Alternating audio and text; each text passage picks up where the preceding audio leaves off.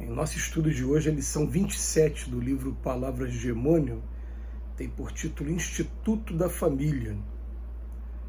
Os estabelecimentos de ensino propriamente do mundo podem instruir, mas só o Instituto da Família pode educar. É por essa razão que a universidade poderá fazer o cidadão, mas somente o lar pode edificar o homem. As escolas instrutivas do planeta poderão renovar sempre seus métodos pedagógicos com esses ou aqueles processos novos de conformidade com a psicologia infantil. Mas a escola educativa do lar só possui uma fonte de renovação, que é o Evangelho, e um só modelo de mestre, que é a personalidade excelsa do Cristo.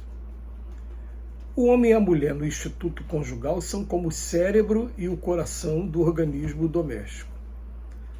A tarefa doméstica nunca será uma válvula para gozos improdutivos, porque constitui trabalho e cooperação com Deus. O homem ou a mulher que desejam ao mesmo tempo ser pais e gozadores da vida terrestre estão cegos, terminarão seus loucos esforços espiritualmente falando na vala comum da inutilidade. O homem e a mulher surgem no mundo com tarefas específicas que se integram, contudo, num trabalho essencialmente uno dentro do plano da evolução universal. No capítulo das experiências inferiores, um não cai sem o outro, porque a ambos foi concedido igual ensejo de santificar. A família consanguínea entre os homens pode ser apreciada como o centro essencial dos nossos reflexos. Reflexos agradáveis ou desagradáveis que o pretérito nos devolve. A lição de hoje vem falar sobre o Instituto da Família e vem trazer aquele velho conceito para a gente. As escolas, as universidades, nos dias de hoje, elas ainda estão preocupadas em formar o homem intelectual. O homem moral a gente vai aprender com os valores da família. E quando a gente tem a ciência da importância dessa assertiva, a gente vai pensar o seguinte: o primeiro requisito de um educador é ele ser educado. Então nós devemos buscar o tempo todo a nossa reforma íntima, afinal nosso instrumento com o Evangelho de Jesus, para que a gente possa servir de referência para os nossos filhos. Referência silenciosa, referência pelo exemplo, muito mais do que pela palavra. Aliás, fica até vexatório, até de certa maneira, quando a gente começa a utilizar do palavrório, mas as nossas atitudes não acompanham as nossas palavras. E no reduto familiar, a gente vai ouvir essa crítica se isso começar a acontecer com certa frequência.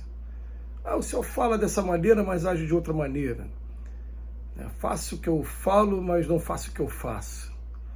E isso realmente atrapalha bastante nesse processo. Agora, quando a gente chega ao ponto de confessar para aqueles que estão sob a nossa tutela, sejam filhos, sejam agregados, netos, o que for, que também somos espíritos imperfeitos e que se estamos nesse mundo de expiações e provas é porque a gente ainda tem coisas para aprender, coisas para resgatar, coisas para provar.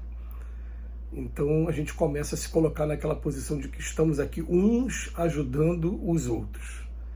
E a gente aqui não acredita do fundo do coração que o Pai coloque duas pessoas com as mesmas tendências destrutivas no mesmo ambiente. Normalmente ele vai colocar um para ajudar o outro.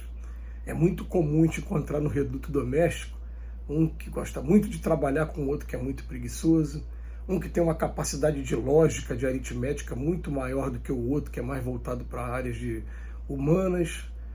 E a gente poderia aqui citar vários exemplos, mas dizer o seguinte: estamos um complementando o outro dentro do instituto chamado família. As escolas, elas podem até renovar os seus métodos pedagógicos, tudo bem. Mas a escola educativa do lar, ela só vai possuir uma fonte de renovação, que vai ser o Evangelho. O modelo é o do mestre. Então, o que acontece? O conceito moral que a gente está falando é aquele conceito que a gente vai trabalhar assim, aprender a perdoar é dentro de casa. Aprender a ser manso e pacífico é dentro de casa. Aprender os conceitos de humildade é dentro de casa. Aprender a desenvolver o amor o respeito, amar aos inimigos, é dentro de casa.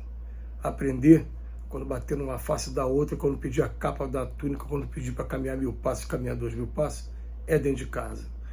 Aprender a dar a César o que é de César e respeitar as instituições que estão aí para promover o bem comum de uma coletividade, é dentro de casa. Esses conceitos estão aqui, ó. Vai ser passado de pai para filho. Agora, nas escolas, a gente vai aprender, sim, a desenvolver a lógica o tempo todo. E o Emmanuel vai continuar o estudo falando agora do papel do homem e do papel da mulher. E a gente não vai aqui estar se referindo nesse momento aos filhos criados por casais homoafetivos.